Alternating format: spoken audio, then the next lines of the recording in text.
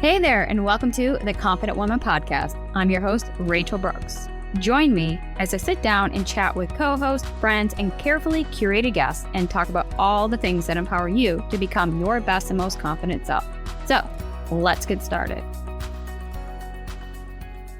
All right, ladies, welcome back. So today we have with us Dr. Traci Lynn, known as the $100 Million Woman, a legendary entrepreneur who transformed a mere 200 into a 100 million direct sales dynasty with her brand, Traci Lynn Fashion Jewelry.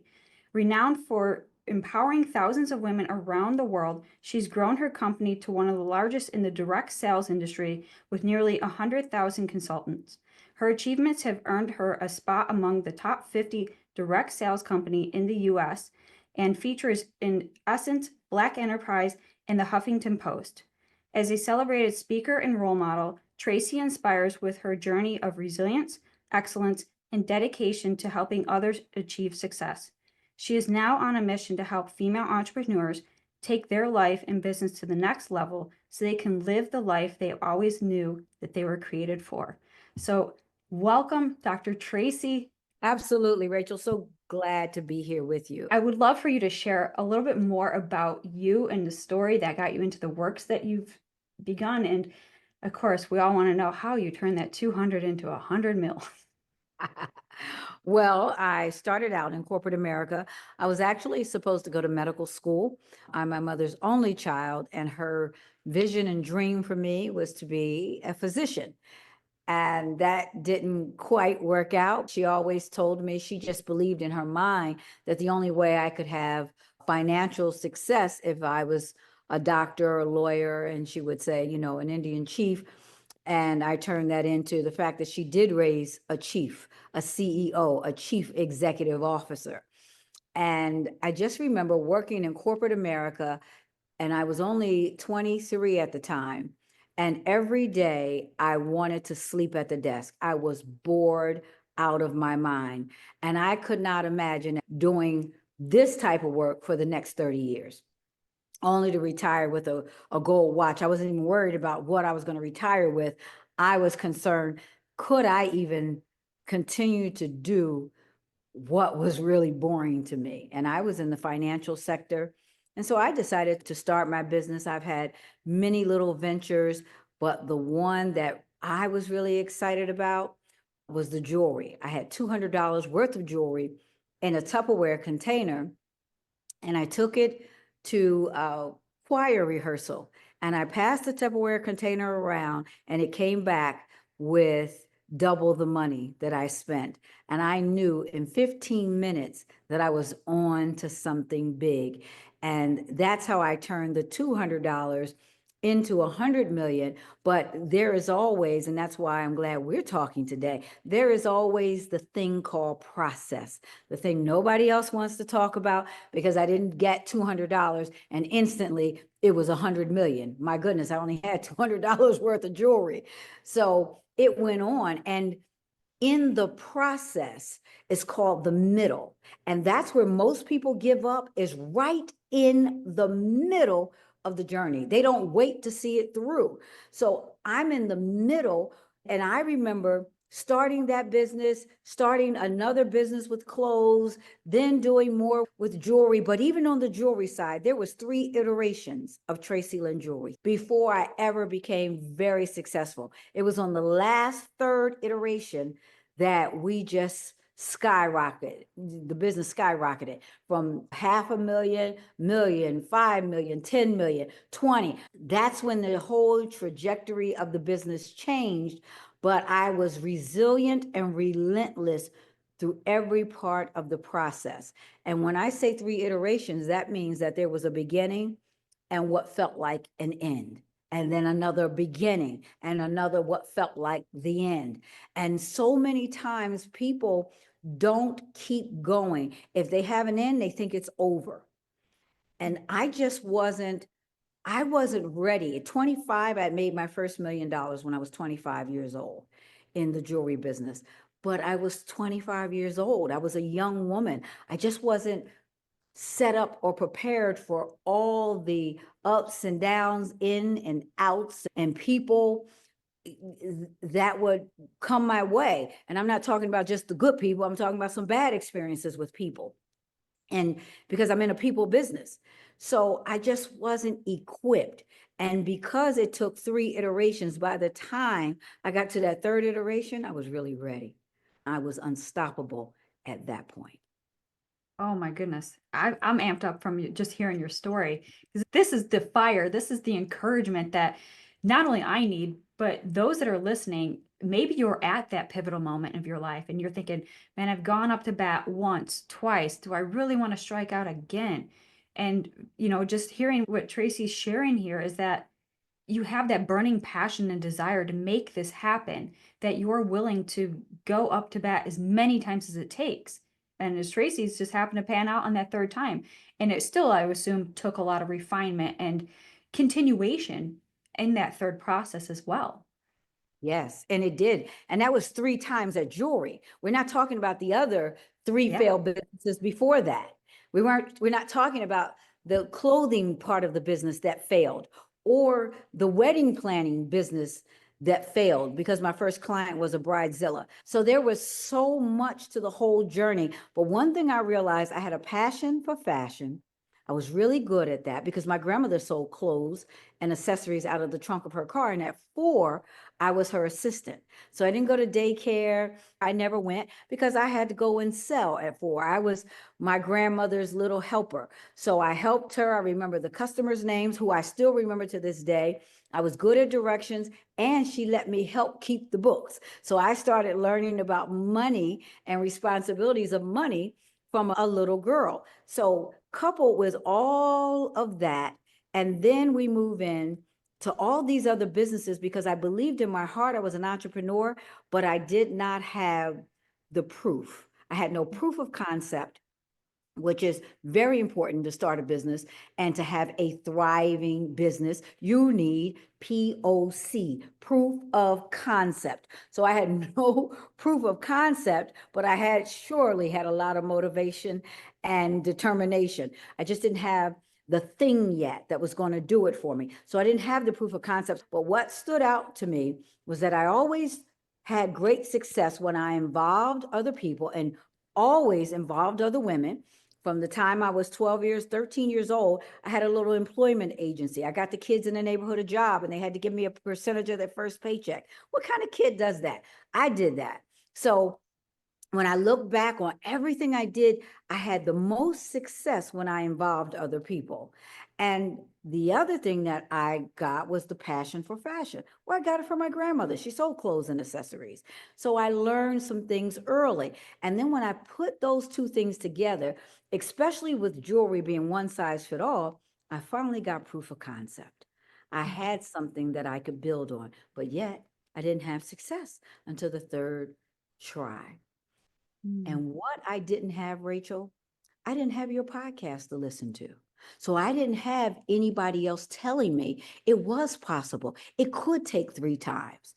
I'm just glad I was relentless to keep going, because sometimes somebody who's listening just needed to know that they are okay if it didn't work out the first time, that they can go again and even again, because they've got to now be ready for the amount of success that's coming their way.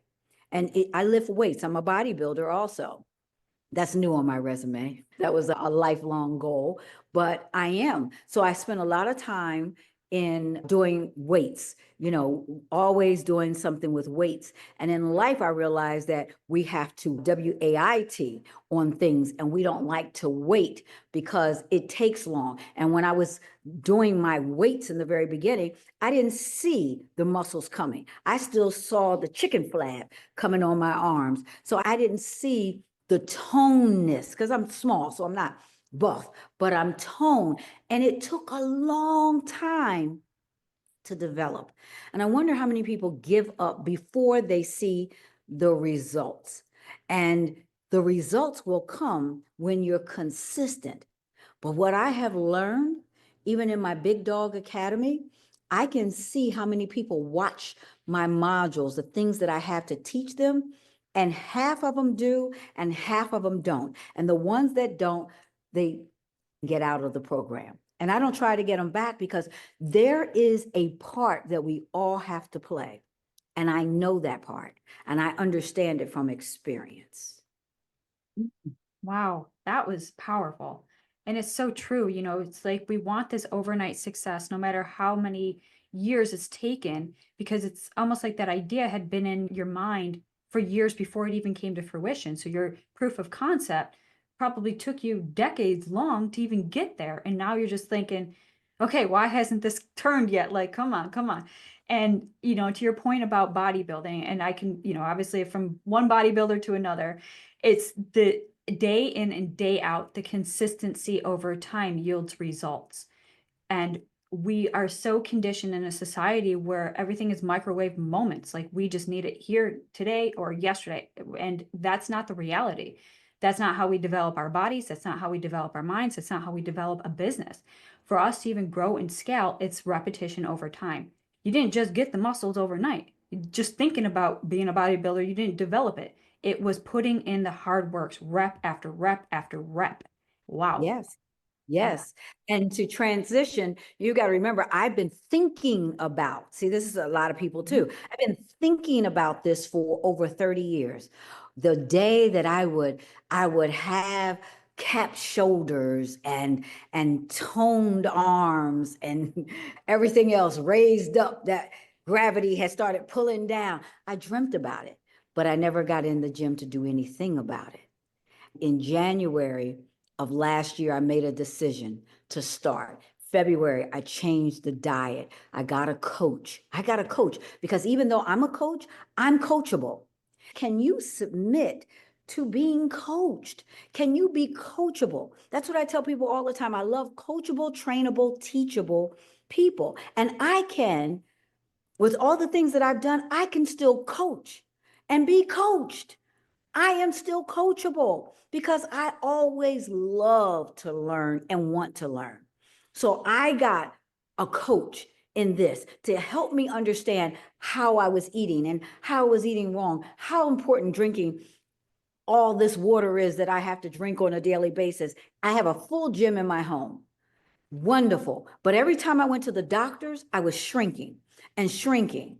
And they said, you really got to start doing some weight bearing exercises. And I'm thinking, I'm doing the leg press, but then I realized I have not changed that weight in 2 years. So I'm pressing the same amount. Leg extensions is easy. I can just sit there and just do them because I had no one to push me and challenge me. And I didn't even challenge myself at that point. So we both know what a good coach and trainer will do. And this is why I love this program, because you're acting as their coach when they come and listen to you, because we're going to push you beyond. So my coach, I start off, I remember on leg press, I couldn't even do 145 plate on both sides. I think I did a 5 and a 5, but now I warm up to 3 plates, to 4 plates, and we're moving. And this is just not even a year until next month. And I can see the difference. But there was a moment in this process, I was on the treadmill because I had to do a whole lot of cardio to bring my body fat down. I'm on the treadmill and thinking to myself, this is taking way too long and I want to quit. And somebody came right up, just like I hope I'm coming right up for you today. Somebody came up on the treadmill next to me and said, boy, you're so committed. I can see it. I see your body transforming everything that was against what I was seeing in my own mind. I see your commitment, she said, and I can see the transformation. Wow, have you seen your back? No, I haven't seen my back. I'm not in the mirror looking at my back. I didn't even know I had a back that was doing anything. And she's telling me I can see it. And right then, if I could have gotten off that treadmill and ran to the back and cried, because it took everything in me not to just burst into tears, because I needed that at that moment. That was my quitting point. I was going to finish up the day and not come back again. And within 3 months, I went on the stage and started winning. and getting better, bringing a better package in every show because I got committed to the commitment. And even when I didn't see the results, I had to make a decision. People have to make a decision to the long term of the process. Mm. Oh my goodness, so true. And your story, I'm pulling in my own version of that, especially bodybuilding, because it's not just about pushing your body to limits. This is literally a mental competition. That strength, that fortitude, that moment you want to give up, because man, is it hard. And you're operating on lower calories week after week, especially with competition on deck. You are just looking forward to going to bed. You are tired. But you got to get through the day and then running businesses and doing all the things that are your everyday requirement. And this is the strength that as women, man, we don't quit. We keep going when it's so hard, when we're so close to giving up. And if this, Dr. Traci, you are delivering here and you're speaking not only to my listeners, but to me, because yes, there are moments, and I'm in a personal season of just getting back into that gym and get back into the grind, because there was a time where I took off and I asked myself, do I even have that passion and drive to keep going? But that fire has always been in me. And you've just ignited that. So thank you. And that is just, oh my goodness. So that analogy, that story is really what I consider the recipe for life is we need people there in those moments of darkness and despair to encourage us and lift us up. It doesn't matter if we're the $100 million woman to the woman who might have $100. The same processes and the same mindset and the same beliefs and the same struggles are real because we're human. And that I think is the relatability of all of this, because we can pull this from business to bodybuilding to life, wherever you are, those that are listening. At what point can we in our life use the extra encouragement? At what point in our life are we willing or ready to give up, but we're willing to keep going because there's something greater beyond? And that is that push and that's a drive. And sending people into our life, we ought to be open to that, receiving those words of encouragement and affirmations that say somebody else is always watching and they got my back, even when I can't see it. Yes. And Rachel, who knew you were in the gym? And I mean, I've never used this story or analogy on any other podcast. And I had no idea that you could really relate to all of this. So for your listeners, we didn't talk beforehand. We didn't discover we both have a love for bodybuilding. I didn't know that that was even a love of yours or something that you even did. And I think that also just speaks to who you are and the people you're attracting into your environment, because I'm now in your environment and there is a comfort level with being with you that I feel comfortable in sharing some things that I have not shared Yeah. before. And I think that's why you have one of the top podcasts, because you invite people in to hear these intimate conversations that are not scripted, that we did not discuss in advance. And we just came on and we were willing to just go for it because we both know there's so much inside that once we start talking, and so even to your listeners, once you start going and you're on the path, more things will come out. The more you go, the more you do, the more things will come out. And there are people already lined up waiting for you to go, who are watching, who will be encouraged by you. But there are also people who are waiting to encourage you. It's like you're running a race and there are people positioned at different mile markers to encourage you. And the biggest encouragement is going to come when you get closer to the finish line. Now, that's the hardest time because that's when you want to quit. But if you just keep going, you're going to hear exactly what you need to hear to keep going in the race. Yes. Oh my gosh. In that race, there is no competition other than yourself. And there is no time unless the time you placed upon yourself. So that's why I always say with a competition, no matter what it is, competition in life, we have to be persistent in our own race at our own pace that is sustainable so that we don't get to that point of just complete burnout, wanting to give up and give in on this life and these hopes and dreams and aspirations because somebody else needs you to keep going because you're the encouragement for them. And I know that sometimes even for women, we're just natural givers. And so there's moments in our life where we don't have much to give. But that's the beauty of being around other women, being inspired by such podcasts such as this particular one, and even this episode where we're pouring encouragement into your ears. And I'm having this conversation, like Dr. Tracy said, we did not talk before this, and we typically do, but we are just ready to go on this episode. And I'm fired up. And I had no idea about Tracy's background.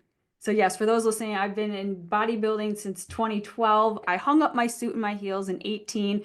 I've still lived that lifestyle. I'm still persistent because I know what it takes to overcome so much of this life that we have. And I turned to weightlifting and bodybuilding as a way to heal and recover from so much of my own that this has now been the foundation to which I've built this entire platform on is about health and wellness. It's about advocacy for yourself. It's about resiliency. And through those repetition and over time, we build that confidence. And confidence is not something I was born with. It was not something I even thought was possible. And so this is us to instill that confidence in other women because that was the belief we once needed for ourselves. Yes, absolutely. Oh, wow. So I'm finding this out about you. Your listeners are finding this out. And I'm laughing when you say I hung up my suit and heels. You know, I know exactly what that is. And look at us at two different stages in terms of even that. I'm new to bodybuilding, just started the journey. So I just got a suit and in the clear heels. So I'm just walking in that, and you've already walked in that, learned such amazing lessons that apply. And that's what I was thinking here and thinking in life when I see the women in the gym. If they can do this, and be this committed, because the number one busiest time in our gym is 5 o'clock in the morning. Now, I'm not there at 5 in the morning, but the women who are going to work and who have 2 and 3 children, they're there at 5 in the morning because it is that kind of priority. If you can set aside that time, two things happen. Number one, you're making sure that you're putting on your oxygen mask first. Isn't that what they tell you on the plane? Put your mask on first. Women, I'm glad they tell us that because we be saving the children, everybody in our row, everybody in the front row. We would make sure they have oxygen. And then where are we?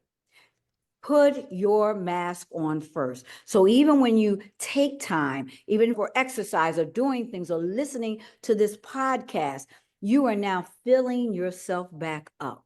Because what we want to do, what the goal is for us as women, is to give from an overflow position, not from an emptiness. Because that's where burnout happens. If we are empty and trying to give from emptiness, we are frustrated, we can get burnt out. Make sure you are full and overflowing. You deserve to do something that is just for you. And I am telling you this lesson because I didn't always live that way. I did everything for the business, everything for my family, my child, my husband, and this and that. And I was always the last one. And over time, that can really burn you out. And then it takes the joy away from the thing that could even be your purpose in life. You have no joy anymore because you're empty. So fill up until you can't fill anymore and give from that extra and keep what you need for yourself so that you can continue to give and thrive and do great things for yourself in this year and your family. Oh my goodness, absolutely. I couldn't agree more with everything you just shared. And I think that, relating this back even to business is going back to your 3 attempts and those failed businesses. It's the same thing with competitions or even just the pursuit at the gym.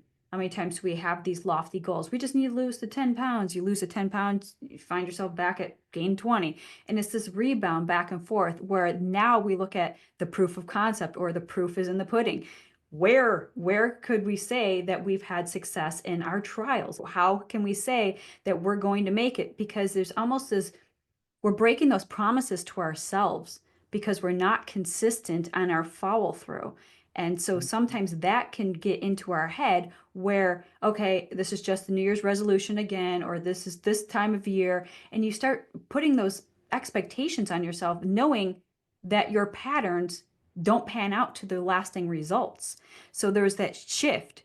And so I'd love for you to share a bit of that shift that not only changed in your business, but now you see this into your bodybuilding phase that you're in now, because you see how they correlate.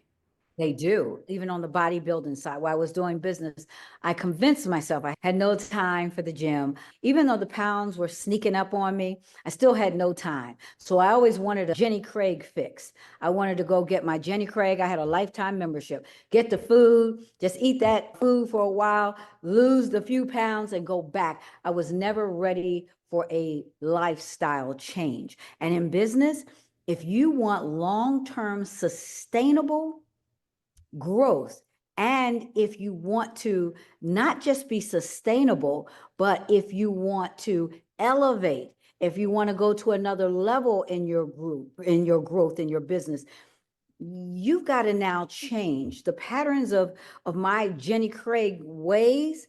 It got to the point that it didn't work anymore.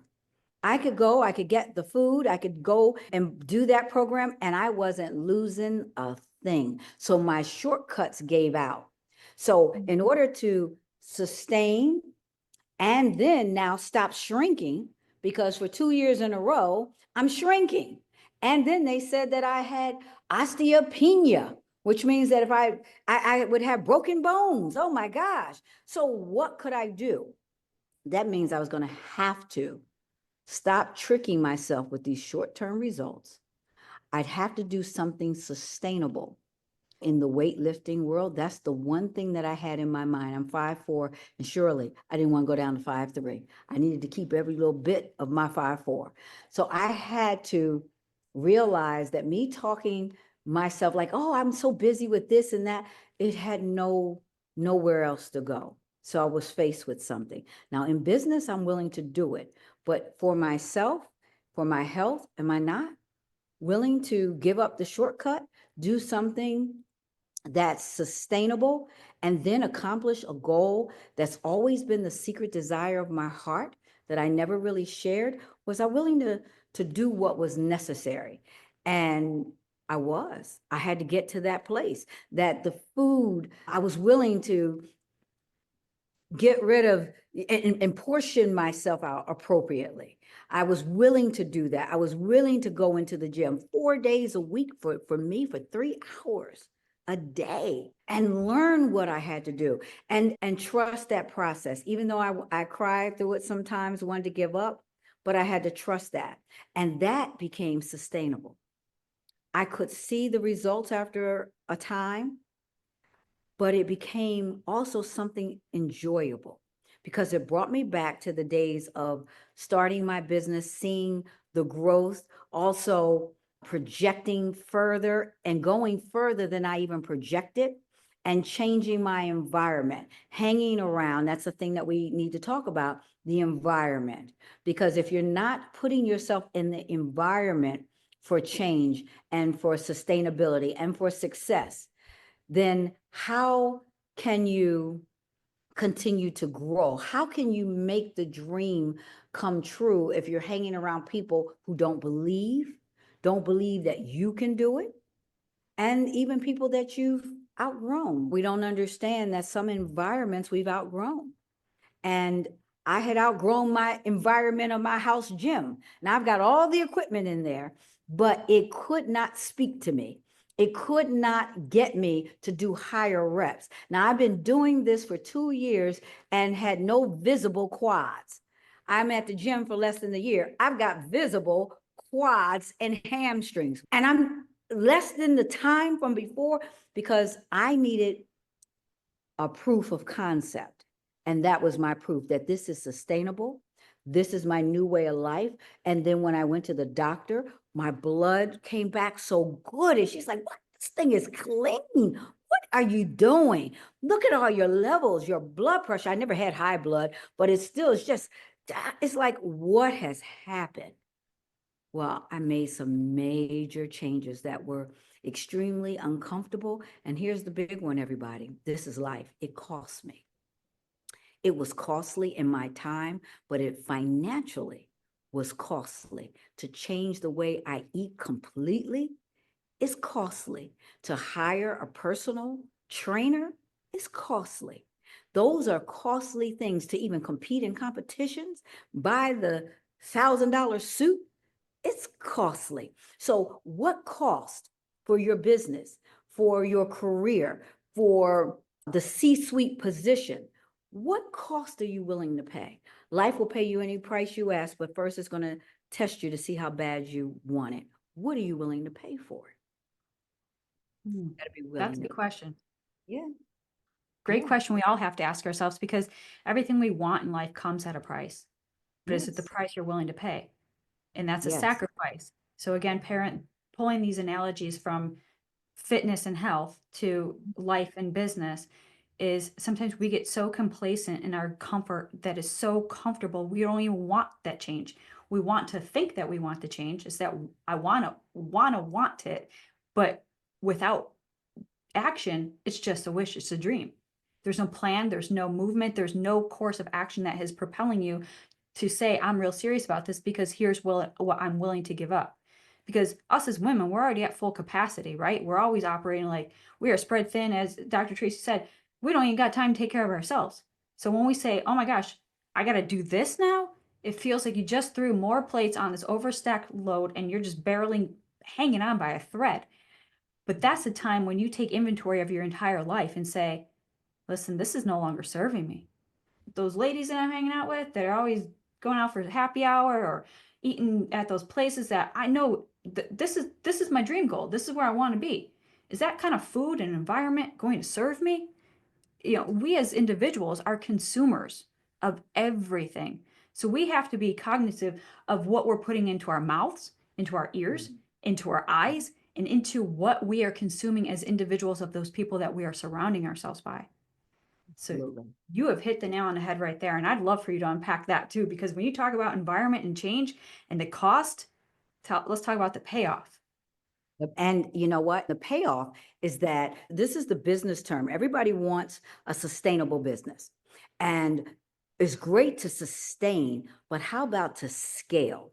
So we sustain and then we scale. You don't scale unless you've seen a sustainable business and a sustainable profit and a proof of concept. And then we're ready to scale. And changing your environment sometimes will help you. I know when I got around a different group of women who were all business owners, C-suite, and who were in a certain revenue category, it opened my mind to scale, to think differently, and to even receive the next level that was coming my way. When I was with a different group of women, I got satisfied with everything the way it was, and I was the biggest fish in that pond. So in their eyes, I had made it, and maybe even in my own. But then when I got around some people who were doing bigger things than I was doing, I could see it. And even in the fitness world, when I would look at the pros now and just take a look, not for comparison's sake, but to see where I could scale to if I keep going. Because as I stated, when I started my journey to the stage from February to September, my package, that's what we call it in bodybuilding, my package I presented on the stage was very slim. I went from 138 pounds to 103 pounds. Let's not even talk about the hardness of the body fat. When everybody told me for my age, I couldn't go below 10% body fat. And in that competition, you really needed to be a little lower, 8%, and I got there. So I had to defy the odds. And then, of course, at my age, everybody wants anti-aging. What the best anti-aging for me has been in the gym. So when I turned 60 and I did my 60-year-old show, and I got first place in the 50, first place at 60. Then I did the natural show, 2 shows in a weekend. You know how crazy that is. And the very next day, I did a natural. So I won first place in both. And that was my goal for turning 60. That was the real anti-aging, not everything just for the face, no injectables and all the other stuff. I wanted to see, could I scale these results that I was getting? Could I make this a lifestyle? Could this be, and I attached a goal, my 60th birthday. Could I then see some lasting results that I can continue to build on? Because I always have to have the goal. And where could I go next? And what I found, I had to shift the group. I had to now hang out with those, even in the gym. I got into a group, I had personal training, then I went to group training. But in my group, they're heavy lifters. They make no excuses. And some of them are in different higher categories. I'm bikini, they're wellness. So they're lifting like this crazy 8 plates on a leg press. I'm like, wow. So I just had to shift. And that's what I'm talking to your audience about. I know we're using a lot of wellness examples, and that's all new for me too, but I was able to get it and understand it because I've been able to do the same things in business. And I am saying we have to feed our minds properly with information like you're sharing today. I just can't even believe you're giving this information on the podcast and it's like free. All they have to do is like listen. That's it. And be transformed, when normally a transformation, and even after listening today, there is a cost to them because they're going to have to make changes and they're going to have to do it. And there could be some financial cost because there's classes that they're going to have to take and organizations they may need to hook up to. National Association of Women Business Owners, they may have to plug into associations to get more of this so that when the moments of quitting come, they will be bulletproof to what those moments normally do for other people. Oh, so well said. Yes, and I love that you pulled it all together into a business perspective because it truly is a payoff. And when you're surrounded by the right people, you become that bulletproof version because you know that you have the support, you have the confidence, you have the confidants in your corner. And it's just keeping to show up in a way that says, you know what? I'm continuing to grow in every aspect of my life. And yes, while growth is painful, that's why they call it growing pains, it comes at a price. So my question to you again, those listeners, what are you willing to sacrifice or give up for the greater gain that is on the other side of this dream, this goal, this vision you have for yourself? Because we all have that in our hearts and it's all tugging there because you wouldn't be tuning into episodes such as this if you didn't have that calling on your heart for something greater. But when we look at our environment, we look at our circumstances and our situations, we cannot be limited by that, but we have to look for the future version of this woman we're becoming. And that is this badass business owner to this loving, nurturing woman that can just love on her family to this confident, strong, powerful woman that's crushing it at the gym. Whatever that looks like for you, you fill in the blanks because this is your story. This is the version that you get to craft and create. Nobody's going to do it for you.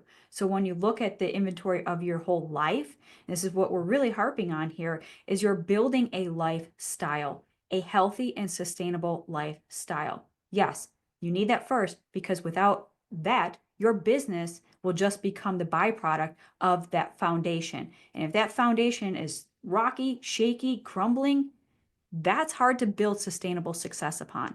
But if she were to say, you know what, my life was in shambles, what good is the payoff when there is no reward on the end? Because this is the meaning of life and fulfillment. Yeah. Could not have said that any better myself. And you're 100% right. I remember in one of my iterations of my business, I wanted to go to catalog. It was on my heart. I knew that that was the long-term path, and that was the way to involve other women and help them and give them an opportunity. I always wanted to empower women.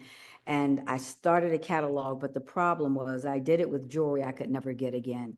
So I spent thousands of dollars on a catalog, and all I had were those thousands of dollars. I had $2,500.